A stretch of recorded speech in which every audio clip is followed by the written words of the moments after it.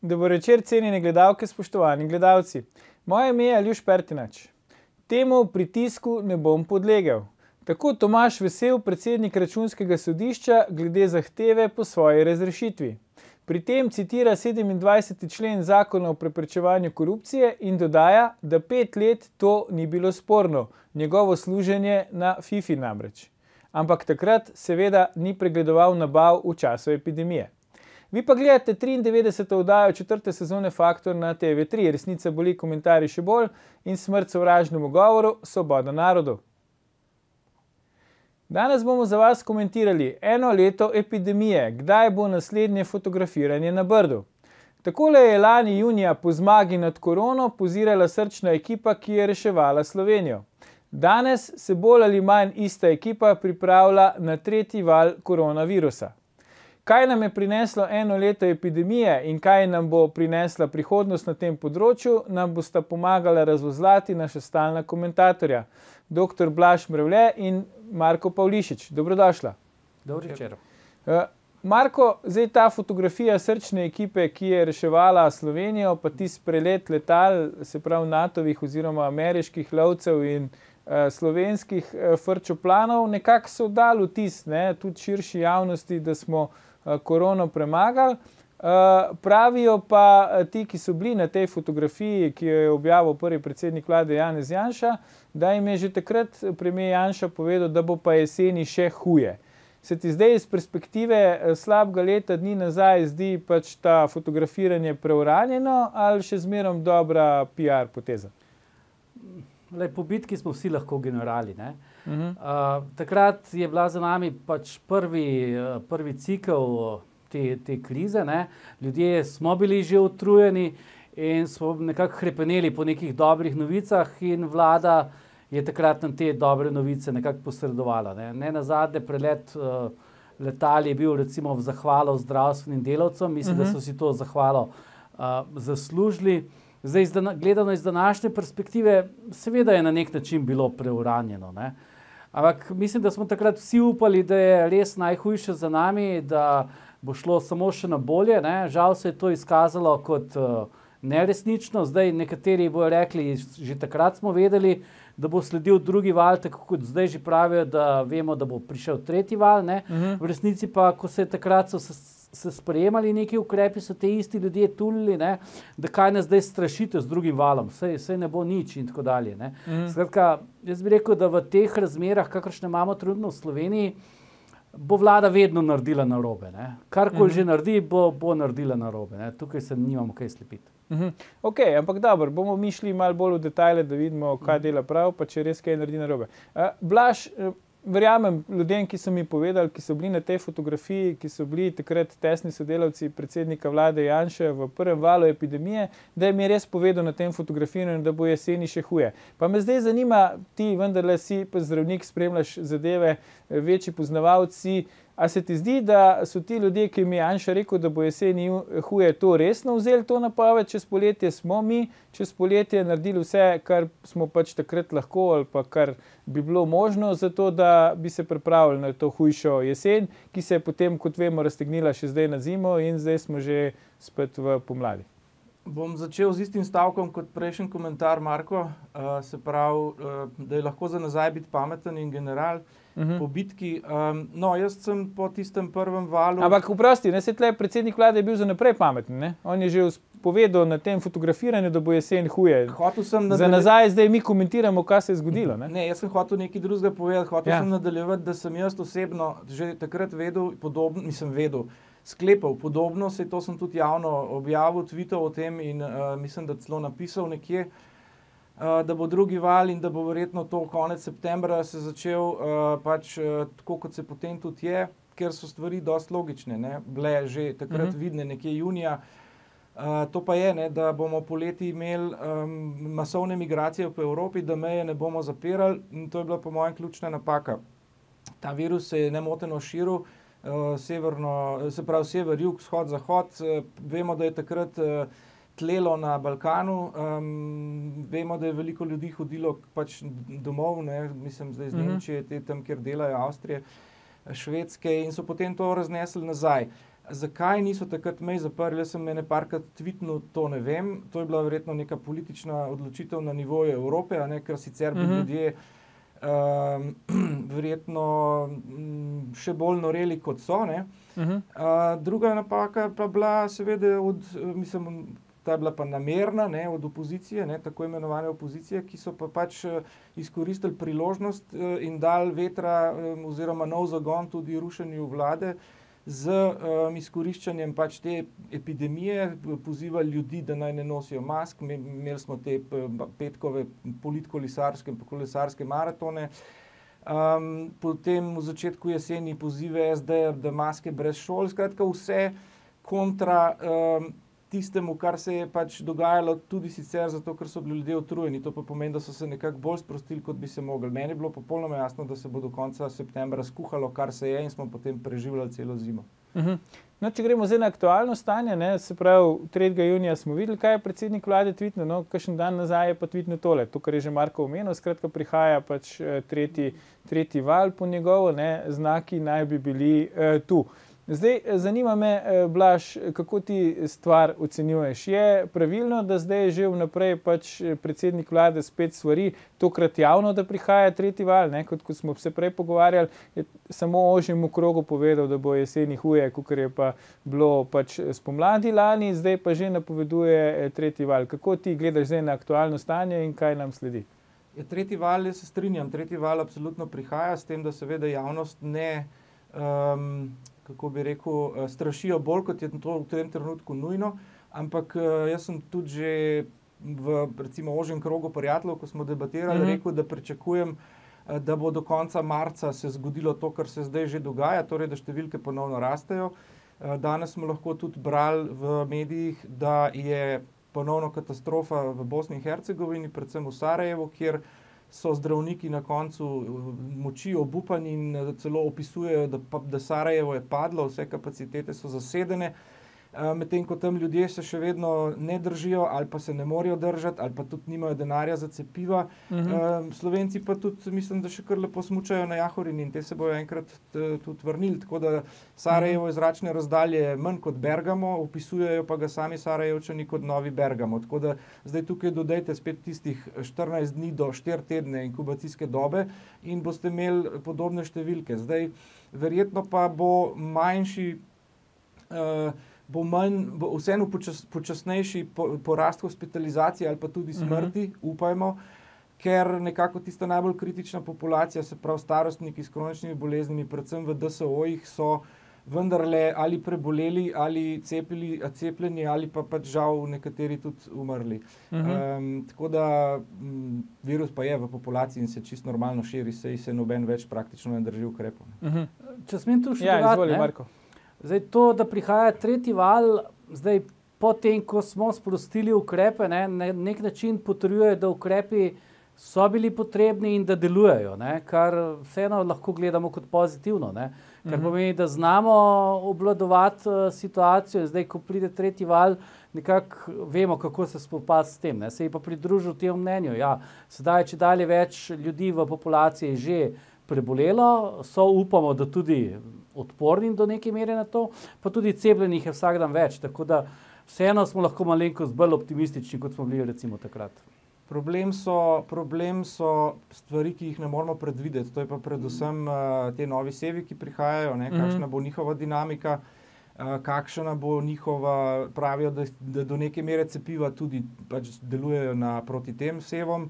Vprašanje, kakšni bojo še novi, tega ni konec, in tukaj jaz ne bi bil preveč optimističen in jaz mislim, da bo to še trajalo v takšni ali drugačni obliki, upamo seveda, da čim bolj mili, ampak še mesece in mesece. S tem moramo biti pač sprijaznjeni in najmanj, kar je, da bi sproščali ukrepe. Ena izmed teorij zarote je, da so se pač različni sevi pojavili potem, ko so bila razvita cepiva in se je začelo cepljenje. Kaj praviš na to, Blaž? Mislim, zdaj vsako bitje ima pač neko svojo dinamiko, mutacije so pač znana stvar in tako naprej. Teorije zarote so pa pač vedno zraven. Sej ljudje radi govorijo tisto, o čemer pač ne vem, mogoče pač kar se prodaja oziroma do kamor jim nese oziroma sami razumejo. Ne, sem da razčistimo za to, za gledalke in gledalce. Sej gripa pa tudi vsako leto v bistvu nove seve, ne? In zato so potrebna vsako leto nova cepiva in še takrat cepivo, ko pripravijo, v bistvu ne vejo, ali bo učinkovito proti temu, kar se bo razvilo, ali ne. Zdaj, je pa res, da temu vsemu rečemo gripa, ne? Nismo rekli južnoafriška gripa ali pa ne vem. Tudi ima nekaj še podvrsti. Horiolska gripa in tako, ne? Hočem sem reči, da tisti v tem, v neko čist naravnem razvoju išče neke teorije zarote, ima pa res neke probleme. No? Dobro, probleme imamo razne vsi, ne? Ampak me to zanima, zdaj nekako vseeno spominja ta boj s korono na tiste partizanske zime, ne? Zadnja zima v partizanih pa se je raztegnila pol na 4 zime. Ker najprej smo rekli spomladi sam, da mine pomlad, pa bo poletje, pa bo konc, pa smo rekli sam, da dobimo cepivo. Zdaj nekako se to spet odmika, ne? Prihaja 3. val, cepljenje se je začelo, bo hudo ali pa še hujš. Kako zdaj vidva na to gledata? Bo zdaj še potem 4. val, pa 5. pa 6. Bomo zdaj vsako leto se cepili proti koroni? Kakšna prihodnost nas čaka? Mislim, jaz bi rekel tako, ne, dajmo se najprej ukvarjati s 3. valom, ker ta bo tako trajal, po mojem, najmanj do jeseni, ne, ker bomo poleti spet mu dali pospešek, verjetno s podobnimi migracijami, ker bojo pač ljudem tudi moraš nekaj pustiti svobode in dihanja in tukaj pač to ni. Ne. Zdaj, če bojo pač nekateri nagajali in to izkoriščali tudi v politične namene, bomo dali še dodaten pospešek in se bomo pač enkrat kot družba mogli pač odločiti, kaj je pač res prioriteta. Ali je to rušenje države, ali je to poskus ponovne popolne ugrabitve države, ali pa bo vendarle enkrat že za ljudi nekdo poskrbel in delal. Po drugi strani pa je tudi tako, kar naprej očitajo tej vladi, da ne daje dovolj jasnih navodil in ne vem kaj. Jaz mislim, da so navodila tako preprosta, kot je recimo naučiti si zavezati vezalke, pa zato ne rabiš nobenih posebnih navodil. Samo držati se jih je treba, ne? Se pravi, tukaj pa pride vsak posameznik, tako da vsak se mora zavedati, da lahko s tem, ko se drži teh osnovnih pravil, maska, distanca, higiena rok in tako naprej in pa seveda, da sodeluje pri cepljenju, dodaja svoj košček k temu, da bomo pač mogoče ne prej, ampak vsaj vmes povprečno v večji normalnosti, kot bomo sicer. V redu, si bomo vzeli zdaj krajši predah, ampak ne nam gledalci se vrnemo po oglasih, ko nadaljujemo s komentiranjem, kaj nam je prineslo eno leto epidemije in kaj nam bo prinesla prihodnost. Ostanite.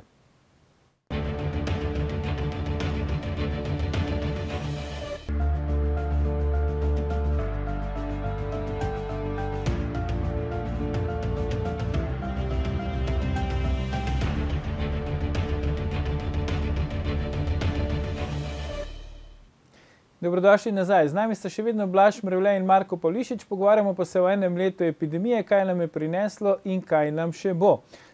Blaž, Marko, končali smo pred oglasi tam nekje pri nagajanju, ne? Blaž, ti si izrecno omenil kampanjo Socialnih demokratov Šole brez mask, pa me zdaj zanima, ne? Zdaj vodilni ali pa saj najbolj popularni pač tale epidemiolog v državi Mario Fafangel je tweetnil, ne, kakšno je stanje pač v šolah po tem, ko se je pouk nazaj začel, tudi v srednjih šolah in tako naprej. Ne? In on prav, delež okužb na ravni pred odprtjem vrtcev pa prve triade osnovne šole, druga, tretja triada osnovne šole delež okužb po porastu stagnira, srednje šole delež okužb 2 meseca enak, mehurčki, zračenje, tako da, če ga prav razumemo, kao all good, ne? Rahel upad okužb med otroki in mladostniki pretekli teden, če zdaj povzamem. Ne?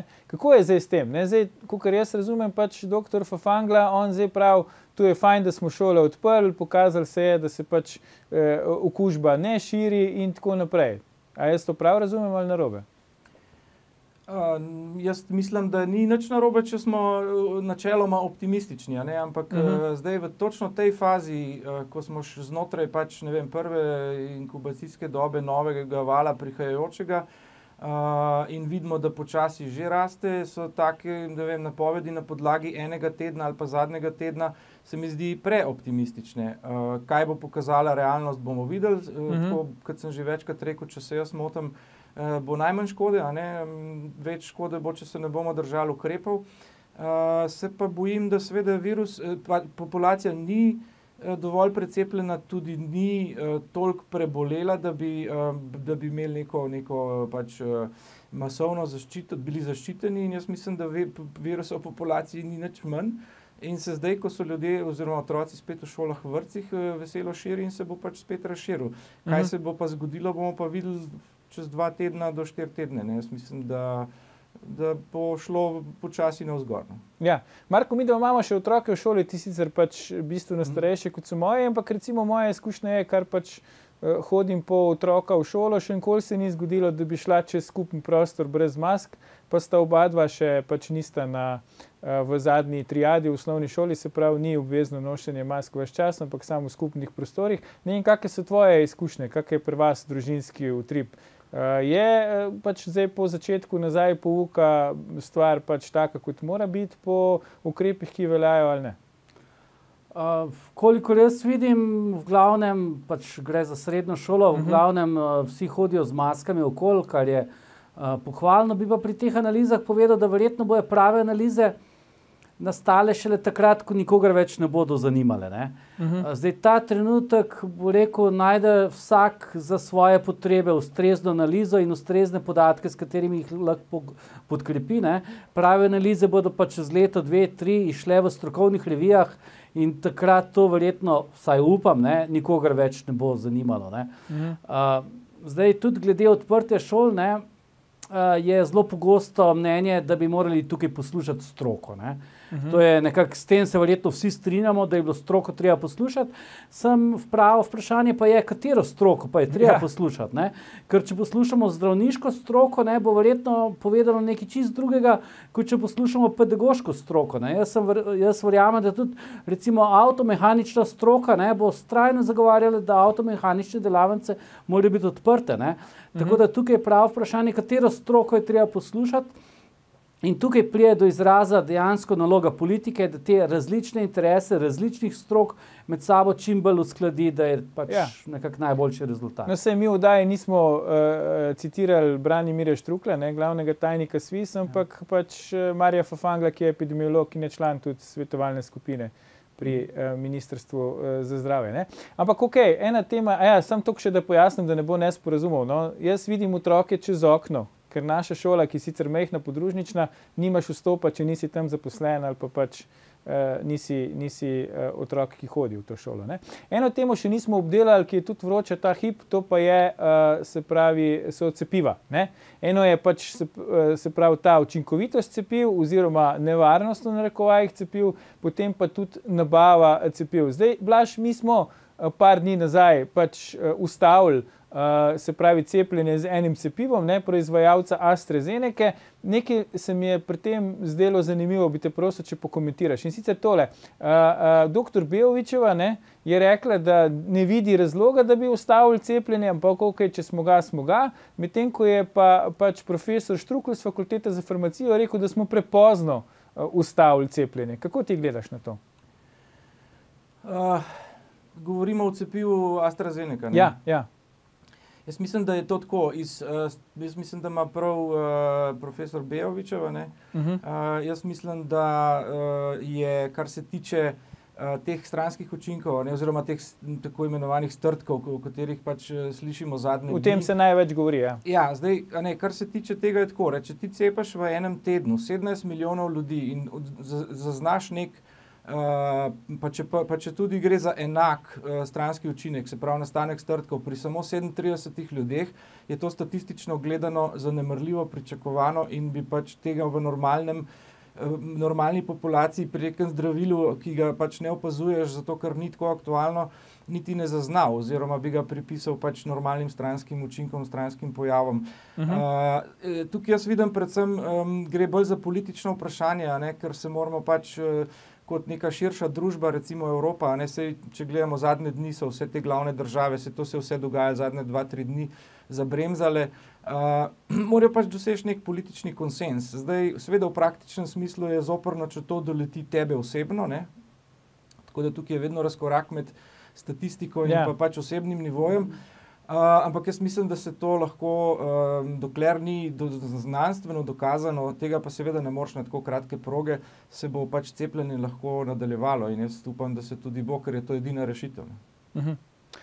Marko, kako ti vidiš to zadevo? Kar nekaj držav je pač ustavilo zdaj cepljenje. Najprej je bilo tako, da so pač rekli, da za določen del populacije ni to cepivo primerno nad neko določeno starostno mejo, potem so ustavili cepljenje, potem so še druge države sledile, tudi naša, zdaj na koncu vidimo tudi pač Nemčija in tako naprej. Kako ti vidiš zdaj to situacijo? Misliš, da je to odločitev bila pač na podlagi nekih nemira, pritiskov javnosti ali dejansko pač se države bojijo, da bi bilo s cepivom kaj narobe? Vedno je težko, bo rekel, sprejemati odločitve, sploh če so te drugačne, kot so jih sprejeli drugi. Nekako je najlažje vedno jeti za tokom. In zdaj, sploh Slovenci zelo radi kopiramo glede tega Nemčijo, tudi recimo kup zakonodaje smo iz Nemčije preselili, oziroma probali skopirati, tako da če se recimo Nemčija ali pa kakšna druga država odločila za tak korak, smo tudi pri nas zelo, rekel, blizu tega, ker sicer je vlada podvržena vprašanjem, zdaj kaj pa vi veste bolje, kot vejo recimo Nemci ali pa Nizozemci. Zanimivo, da se tega te isti ljudje ne sprašujejo, ko komentirajo proti ukrepe. Recimo policijsko uro so ravno tako imeli Nizozemci, kar je za njih, bo rekel, še nekoliko bolj problematično, pa se noben ni spraševal, a smo mi zdaj dobri zato, ker kopiramo Nizozemsko, recimo v tem primeru. Mislim, da najlažje je dejansko sprejemati ukrepe tako, da skopiraš druge. Zdaj, prej si pokazal cene teh cepiv, ki je v bistvu zelo različna. Morda je tudi tukaj iskati kakšen vzrok, da marsikomu ne ustreza, da bi najcenejše cepivo uporabljali, ampak hkrati se moramo tudi zavedati, da recimo tudi temperatura, pri katerih je potrebno hraniti ta cepiva, so zelo različna. Mislim, da Pfizerjevo moraš, pri minus 100 stopinjah ali še manj hraniti, od Modernino pa pri minus 20, kar je spet neka razlika. Tako da ta cepiva definitivno so različna med seboj, različni so postopki pridelave in nenazadnje tudi cene. Morda pa tudi učinkovitost. Zakaj je recimo, Blaž, tak razpon med cenami? Da pač razjasnimo, to bi naj bile cene, po katerih se je Evropska komisija izpogajala, da bo nabavljala posamezna cepiva, Težko komentiram, zakaj so take razlike. Pridružujem se, mislim, to so po mojem predvsem notranji neki, se pravi, dotične farmacevtske firme, pač njihovih trgov, naložb, projekcij in tako naprej, bi rekel na pamet. Se pa pridružujem Markovemu mnenju, da ta cena AstraZeneca, ki navzdol drastično odstopa, ima lahko tudi razlog v teh nekih, rečemo temu, nagajanju. Namreč farmacevtske firme seveda na koncu dneva jih zanima, saj obstaja veliko pač lepega marketinga okrog solidarnosti in pomoči ljudem, ampak na koncu jih zanima, oziroma prva stvar, ki jih večina teh ljudi, ko pride v službo, pogleda, je pač cena delnice. To je pač kruta realnost in zato tukaj vedno v kombinaciji s pričakovanjem dobička, vložkom in tako naprej postavijo neko ceno. Seveda na drugi strani pa tudi sposobnost pogajalca in jaz mislim, da tudi za evropske pogajalce je situacija nova, medtem ko farmacevti so stari mački in pač je na koncu situacija taka, kot je. To je verjetno pa tako nizko odstopanje seveda vse ostale moti in tukaj ni izključiti, da so pač razlogi povsem te narave. Zdaj, da bi pa med ceno cepiva pa kvaliteto delali korelacijo, pa ne gre, če te prav razumem. Jaz mislim, da v tem trenutku, seveda je to realno vprašanje, ampak na tako kratek rok ne. Normalno se cepiva razvijajo, to pomeni od ideje do klinične uporabe in vse faze vmes, 5 do 10 let. Zdaj to so skrajšali na praktično manj kot 1 leto, s tem, da so te faze v bistvu zbili skupaj in jih prekrili, da so potekale pač ne ena za drugo, ampak nekako vzporedno, kolikor se je pač to dal, zaradi seveda stiske, pandemija, in to je bila pač neka taka optimalna rešitev, da dobimo cepivo čim prej. Tako da zato pravim, da karkoli govoriti in trditi na podlagi dinamike, ki se vsak teden spreminja, je preveč pogumno. Je pa verjetno logično, na nek način, Marko, če sem jaz država, pa želim čim več cepiva dobiti, da čim prej cepim celotno populacijo, da bom vzel tistega, ki je cenejši, ne? V bistvu niti ni, ne? Zato, ker če pogledamo te cene, recimo, ne vem, okoli 10 evrov mi je ostalo v spominu, ne? Pri 2-milijonski populaciji slovenske je to 20 milijonov, ne? To je zanemarljiv znesek, če primerjamo v bistvu praktično s katerimkoli drugim stroškom, ki ga je ta epidemija povzročila, ne? Tako da tukaj cena, zdaj ne morem reči, da ni igrala nobenega vpliva, ampak resnično upam, da ni igrala popolnoma nobenega vpliva, ne? Je pa zdaj debata tudi v javnosti, ne, pa na nek način tudi na evropski ravni, zdaj, zakaj nekatere države niso naročile še enega določenega cepiva, takrat, ko bi naj to storile, ne, se pravi lani decembra, o tem je celo nemški Spiegel pisal, naštel je 8 držav, med njimi tudi Slovenijo. Takrat se je predsednik vlade Janez Janša odzval na Twitterju, je rekel, da to ne drži, ne. Zdaj Janša razlaga, da takoj, ko je zamenjal Gantarja kot minister za zdravje, je cepivo naročil. Kako vidva gledate na te zgodbe, ne? Očitno ni sam bila težava, kako hitro priti do cepiva, pa kako hitro proizvesti toliko cepiva, da ga bo pač dovolj za vse, ampak vidimo, da se kar naprej pojavljajo neki problemi. Pri nabavi obljubljene količine se ne izpolnijo, zdaj imamo težave še s tem, da ene jemljemo iz uporabe, zato ker so mogoče nevarna. Skratka, zelo veliko problemov se tukaj pojavlja, ne? Ja, mislim, zdaj bom spet povedal isto, ne? Cepivo je narejeno bilo 5 do 10 krat hitreje, kot je to za razvoj normalnega cepiva. Imamo situacijo, ki se spreminja iz dneva v dan, iz tedna v teden pa sigurno. Zdaj, zakaj eno cepivo ni bilo naročeno, je verjetno treba vprašati dr. Gantarja, torej tistega, ki ga ni naročil. Dopuščam možnost, da je bila to tudi pač nameščena bomba, ker zdaj grozijo z neko ustavno, kako se reče, obtožbo. Ja.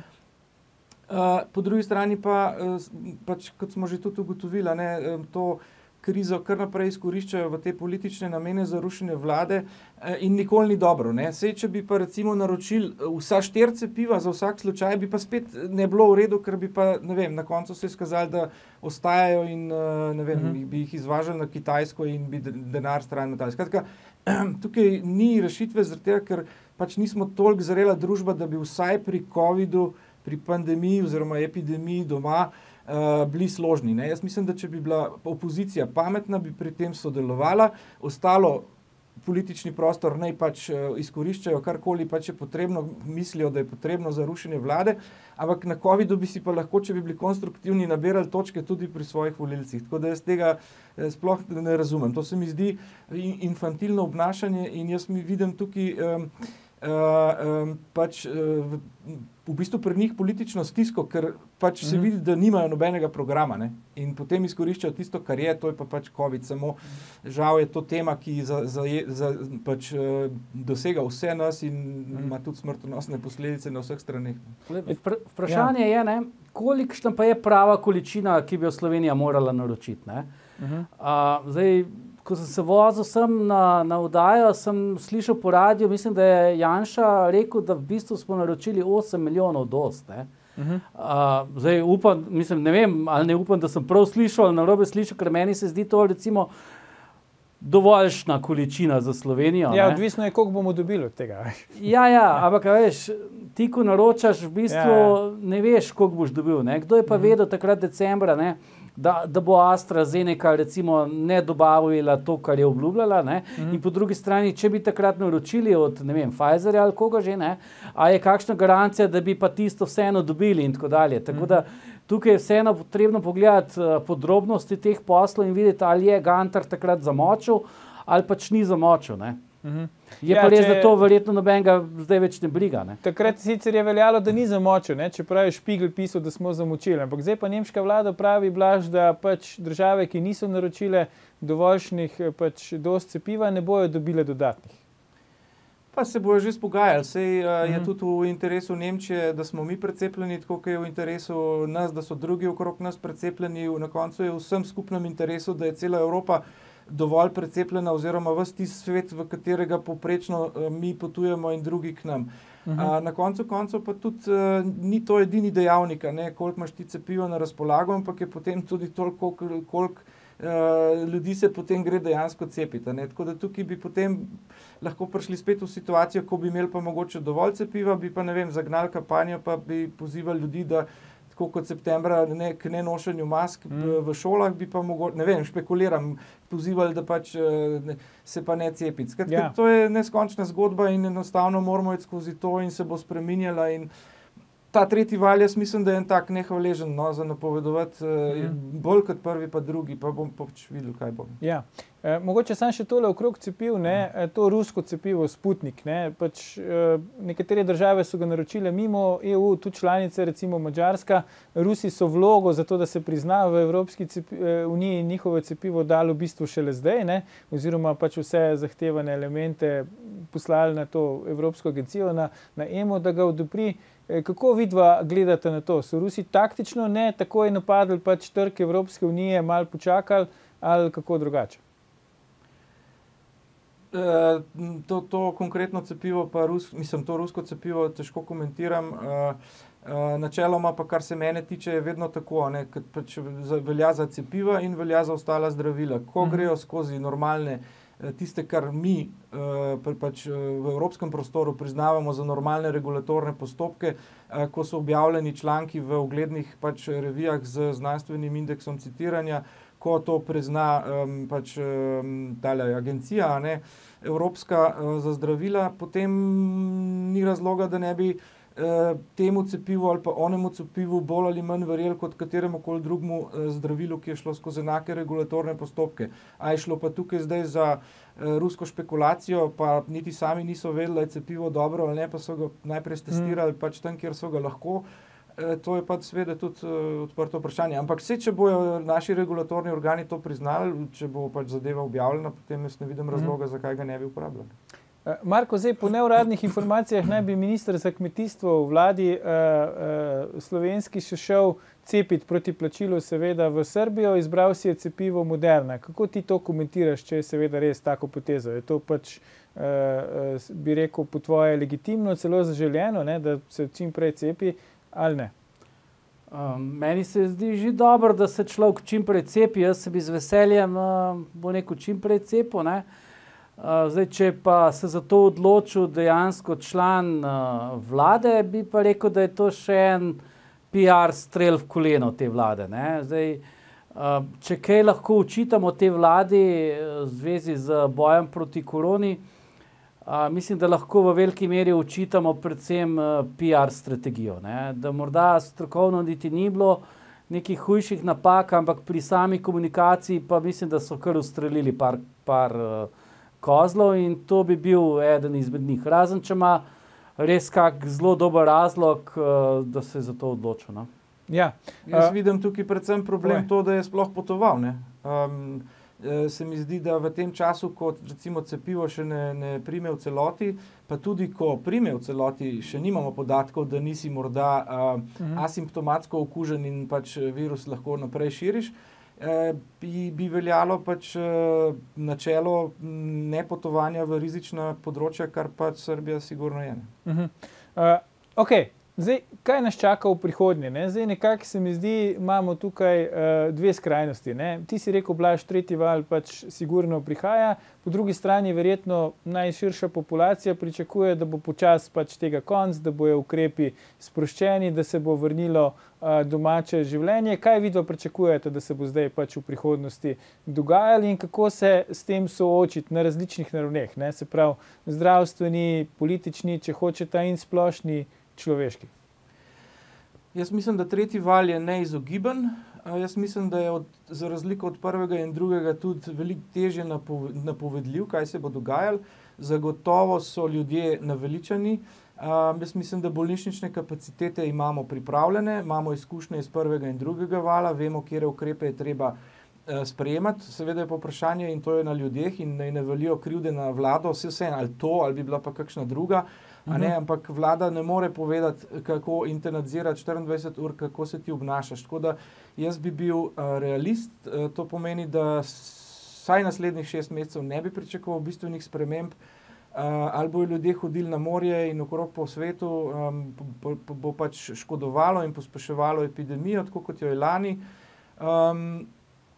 In v bistvu bi svetoval, tako kot vedno smo svetovali, in hkrati tudi izrazil, da ne razumem, zakaj teh preprostih ukrepov še vedno ljudje ali pa ponovno ne spoštujejo. No? Maske smo odvrgli, veliko manj se razkužuje in tako naprej. Skratka, jaz bi se tega držal, jaz bi se cepil, in potem bo tega v povprečju manj in hitreje konec.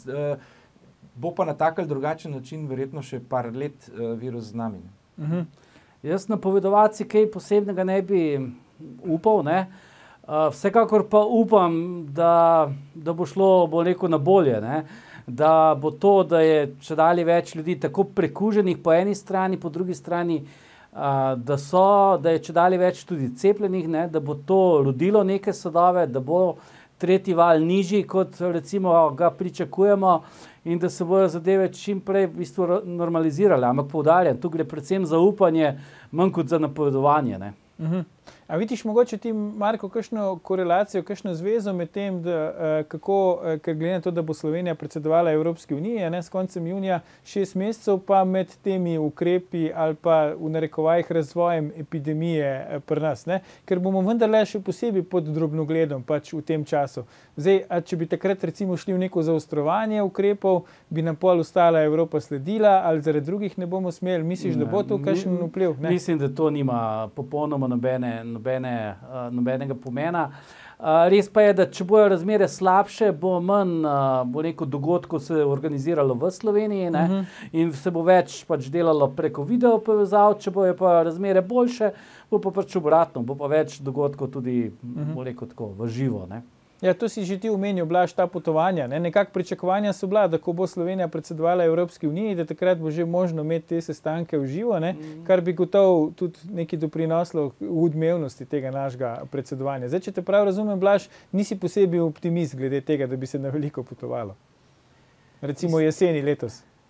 Mislim, jaz bi tako rekel, zdaj eno so masovna potovanja ljudi, ki pač prihajajo, recimo, če pogledamo eno šolo, šolari prihajajo iz 500 šolarjev pride iz 500 ali pa ne vem, iz 300 različnih mehurčkov, Iz te mehurčki hodijo v stik v službah z še drugimi mehurčki. Na ta način se to pač pospešeno širi, zato je bistveno, kaj dela populacija. Zdaj to, če se pa 10 politikov med sabo dobi in se držijo ukrepov, pa v tem ne vidim nič narobe, ker je to neko normalno obnašanje in mislim, da če bi Slovenija bi morala to na pameten način znati izkoristiti, omogočiti in kaj pa bo pa, nekateri bi radi imeli projekcijo, kaj delati vsak teden za naslednjih 6 mesecev. To je seveda bi bilo najlažje. Samo dinamika te pač epidemije in vplivi nas, kako se do nje vedemo, so pač taki, da se bomo mogli prilagajati iz tedna v teden ali pa niti ne iz meseca v mesec, bolj iz tedna v teden ali pa dneva v dan. Pri koncu vdaje smo, tako da bi vaju prosil čisto na kratko, bi vidva podprla to, da bi recimo vlado, se pravi ključne ljudi, pač predhodno cepili, zato da zagotovimo recimo normalno funkcioniranje države, tudi če ne spadajo med rizične skupine? Jaz mislim, da ministrovo delo je takšno, ki vključuje veliko stikov z ljudmi in iz tega vidika je to čisto upravičeno, bi bilo upravičeno. Blaž? Mislim, nekdo, ki vodi državo, to verjetno samo pri nas ne razumemo, ker državo dejansko običajno vodijo eni drugi, ampak tisti, ki dejansko vodi državo, se mi zdi, da je pač spada v rizično skupino. Pač te ljudje morajo biti zdravi, morajo imeti stike in državo peljati naprej. Tako da jaz bi absolutno se čudim, da že niso se cepili. Bolje je to, kot pa da bi hodili v Srbijo, če te prav razumem. V redu. Dr. Blaž Mrevlje, Marko Polišič, najlepša hvala za vajine današnje komentarje. Gledalke, gledalci, to je bil korona jubilejni že 550. Faktor na TV3. Jutri bomo za vas komentirali, kaj je izvirni greh zapletov pri drugem tiru. Ne zamudite in pa ne pozabite. Ni vseeno, kdo kaj reče.